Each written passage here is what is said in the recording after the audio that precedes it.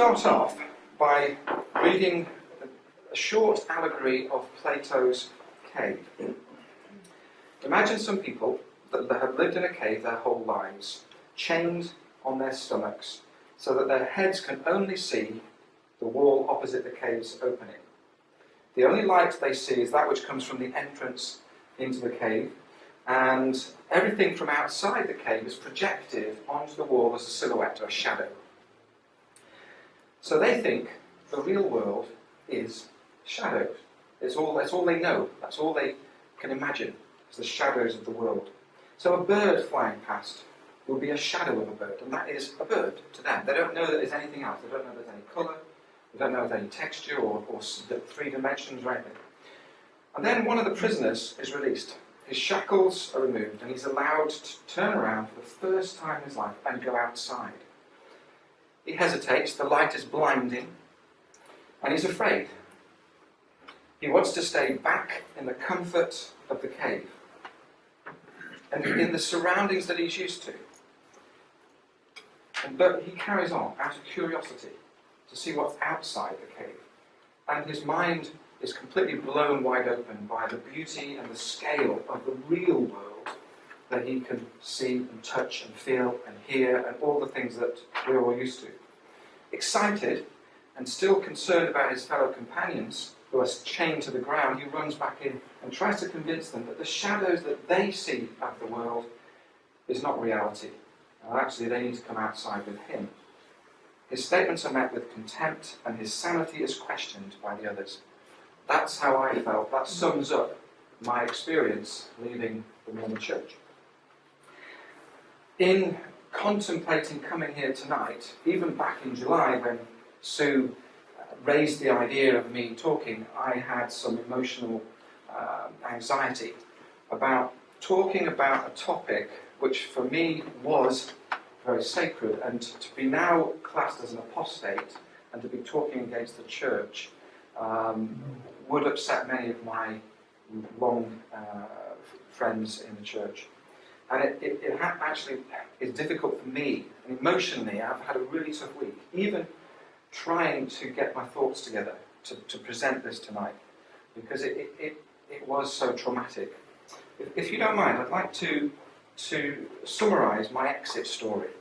I'm a third generation and lifelong member of the Mormon Church. I served in Manchester Mission and converted about 20 people to the faith. After finishing my mission at the age of 21, I came home and I trained as a podiatrist in Plymouth. And at the same time, I was called on the Stake High Council, which is basically like a diocese, a council on the diocese in the Church of England, which covers 2 counties, Devon and Cornwall.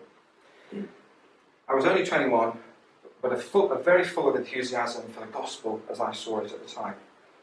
I served in various capacities at the diocese level, we call it the stake level, S-T-A-K-E, and also at ward level, at parish level, eventually ending up as a bishop for 7 years.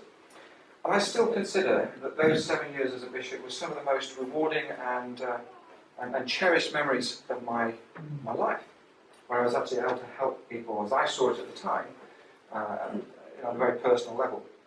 I'm married to Elizabeth. We have 4 children, one of whom is here tonight, my son Chris. The others are, he's 21 and my other children are 19, 16 and 13.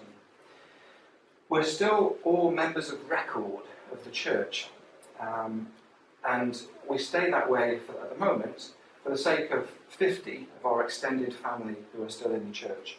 Only my brother and his wife and children and one of our nephews and his family have left. The rest think we are deceived by Satan.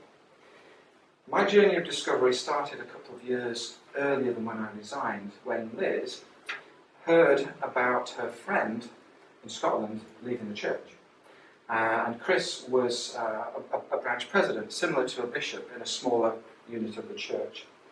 And having left, he put together a website to present the arguments against the church. And when Liz looked at these arguments and historical facts, it really challenged her beliefs. She came to me in anguish because it really unsettled her spiritually, and we call it a testimony, the knowledge of the gospel.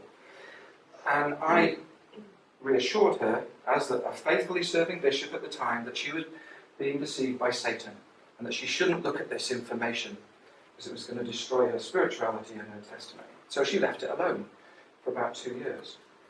And we forgot about it.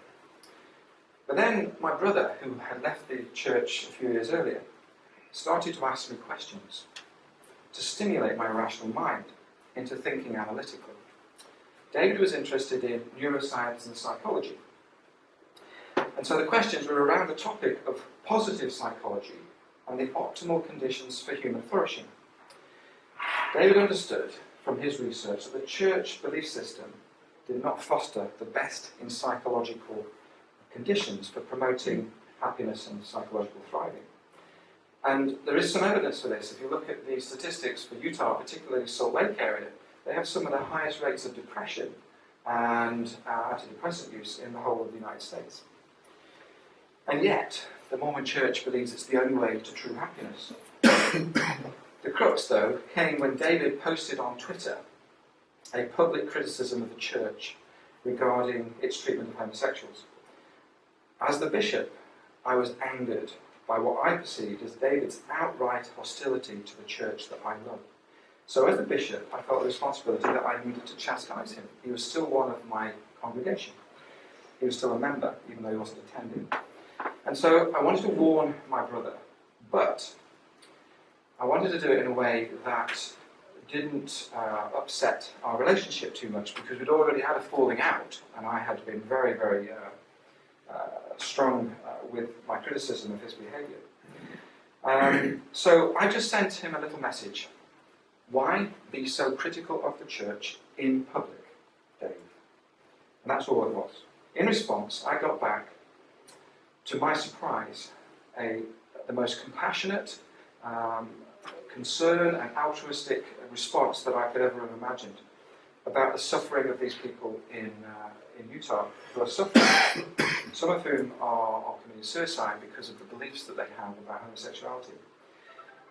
And so, because of this compassion, I was spurred to look at the information. I went online. Sorry. It's all right. Sorry.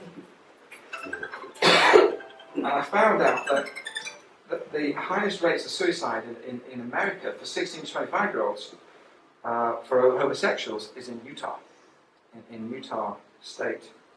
And I was shocked that this was happening. And some of the stories by faithful Mormons about their loved ones suffering in this way really traumatized me.